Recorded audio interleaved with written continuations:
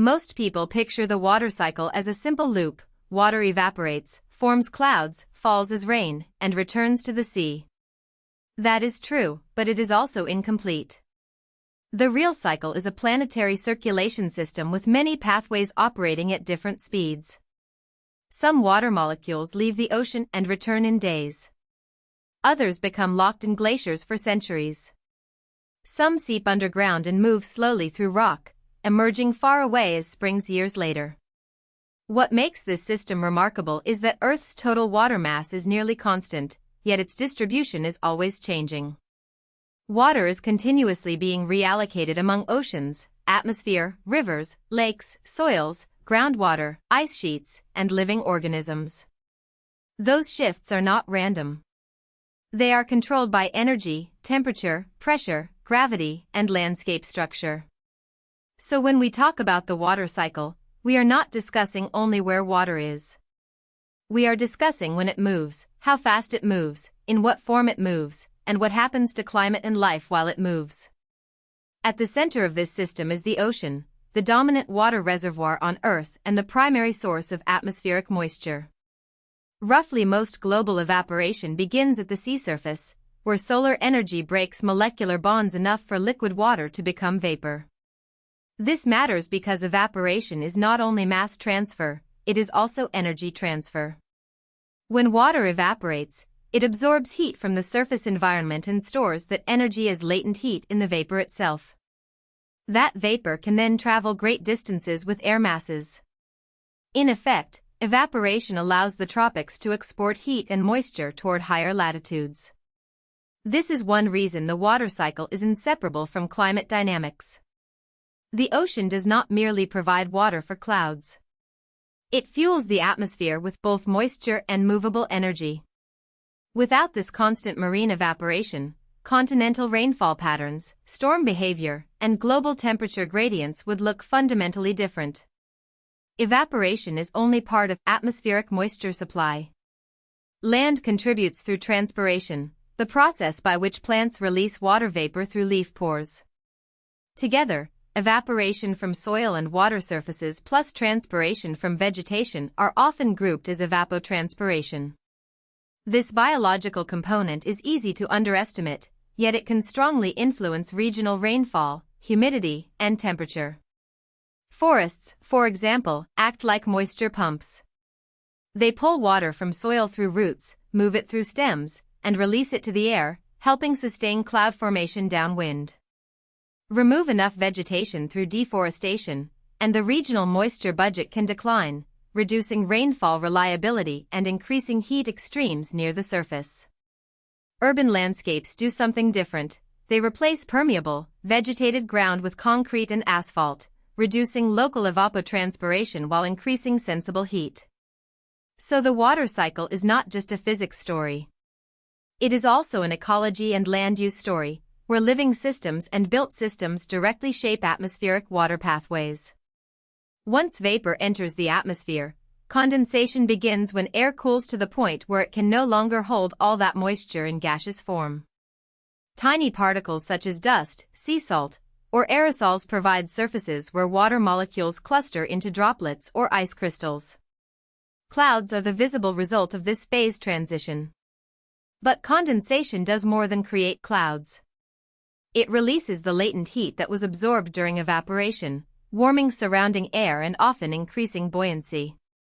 That released energy can intensify convection and help storms grow vertically. In other words, the cycle contains a built-in energy loop. Evaporation stores heat in vapor, condensation releases it aloft, and atmospheric circulation redistributes it. This heat exchange is a major reason storm systems can become powerful even when triggered by modest initial disturbances. It also explains why warm, moisture-rich air masses can produce explosive rainfall events under the right instability conditions. The water cycle therefore acts as both a moisture conveyor and an atmospheric power amplifier.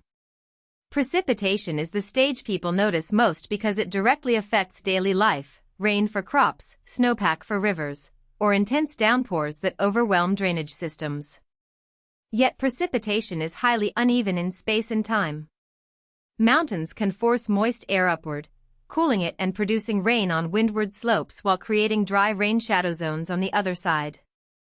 Seasonal wind shifts can bring monsoon rains, then long dry periods. Cold regions store winter precipitation as snow and ice, delaying runoff until spring melt.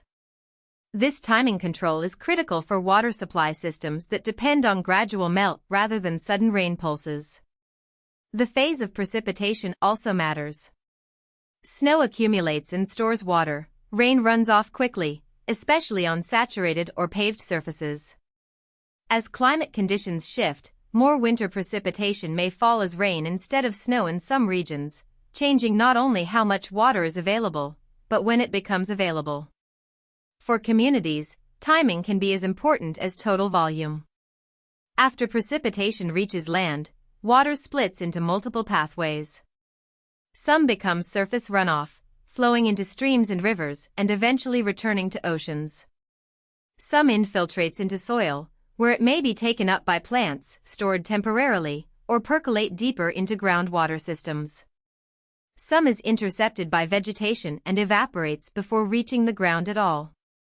These partitions depend on soil texture, slope, vegetation cover, rainfall intensity, and prior moisture conditions. Gentle rain on healthy, porous soil often promotes infiltration. Intense storms on compacted or urban surfaces generate flash runoff. This is why two storms with similar rainfall totals can produce very different flood outcomes.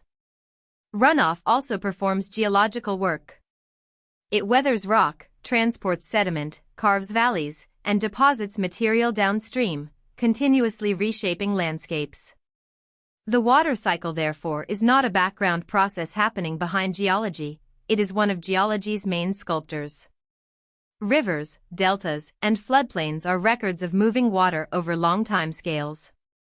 Groundwater is the quieter half of the cycle, often invisible but essential.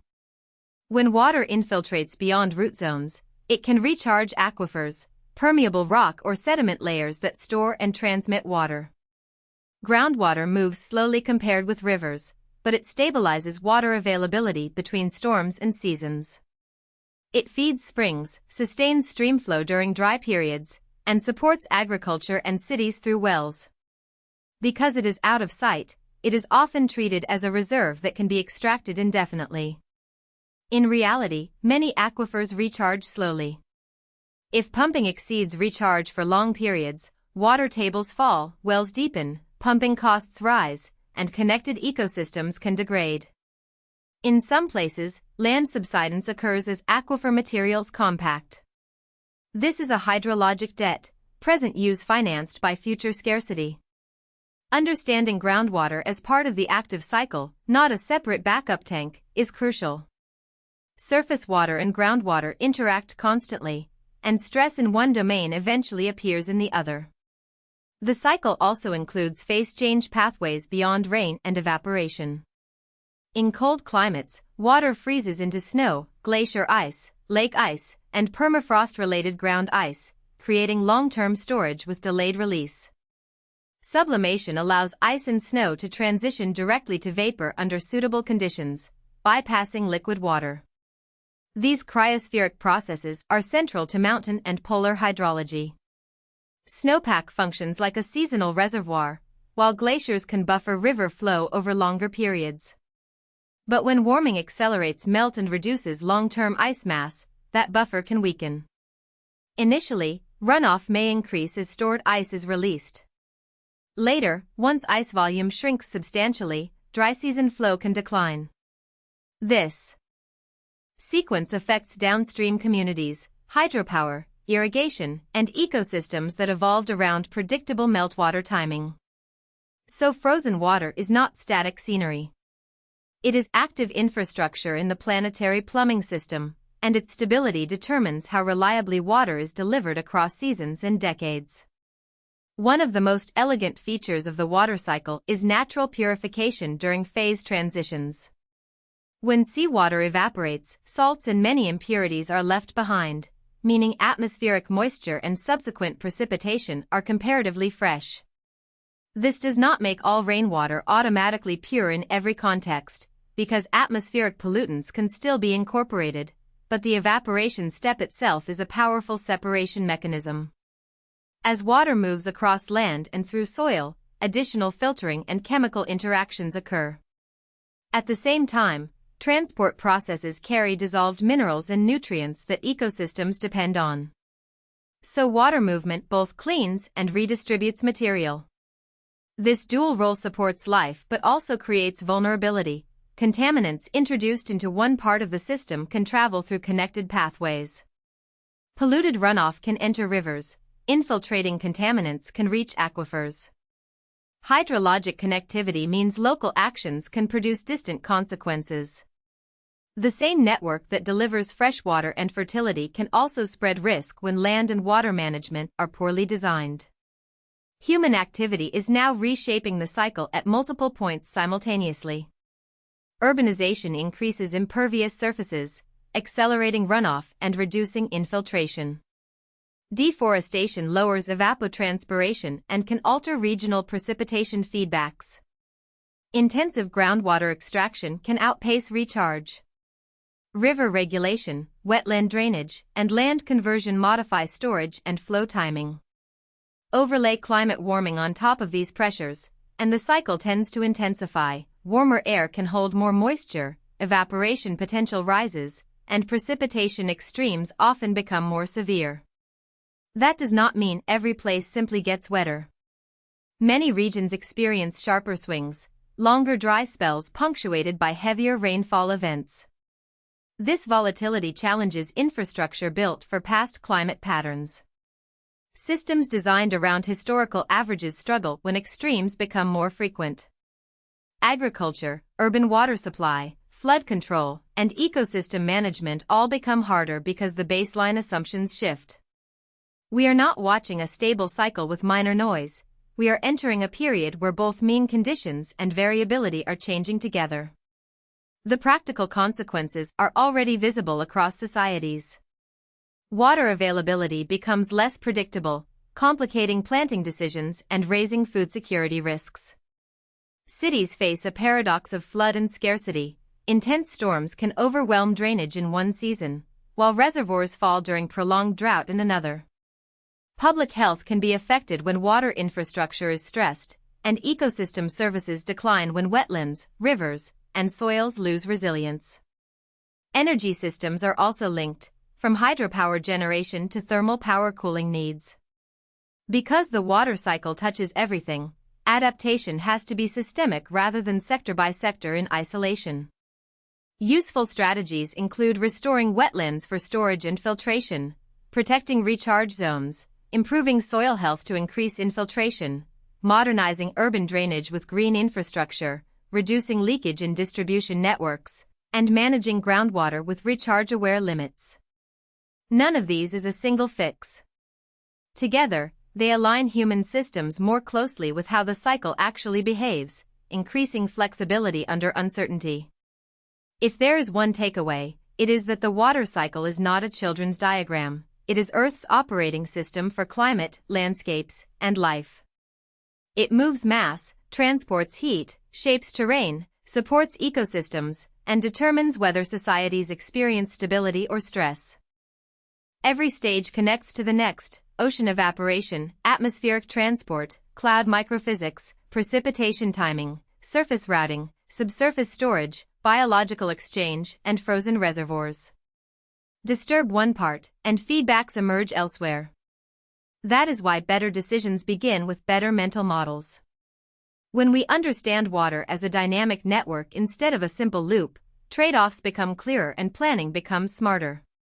The future of water security will depend on how well we respect timing, storage, and connectivity in this system. The science is not abstract. It is about whether farms produce, cities function, ecosystems persist, and communities remain resilient in a changing climate. The cycle keeps running. The question is whether our choices keep pace with it. If you found this helpful, please like this video and subscribe for more explainers.